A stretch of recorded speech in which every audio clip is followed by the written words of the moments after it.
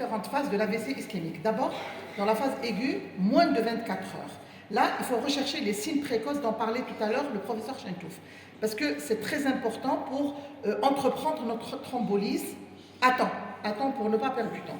Donc, signe précoce de l'AVC, d'abord, il y a l'hyperdensité artérielle qui traduit la présence d'un caillot intravasculaire d'origine thrombolytique ou embolytique, l'hypodensité parenchymateuse, qui traduit l'œdème, l'effacement des sillons, l'effacement du ruban cortical.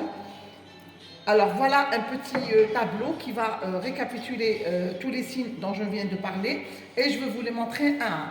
Donc là, on a l'artère cérébrale qui est hyperdense. On parle de l'image en ruban.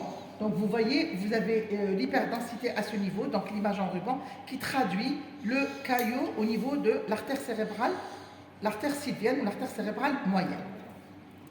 Alors, ils sont là, donc comparativement entre les deux.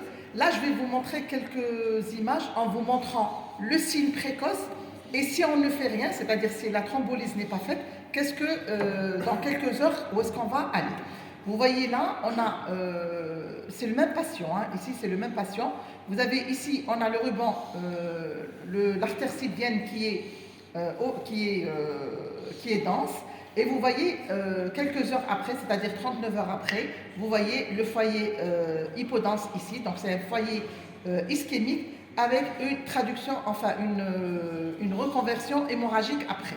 Donc c'est le même patient. Alors si le malade a été thrombolisé, on ne serait pas arrivé à ce stade c'est-à-dire l'AVC organisé.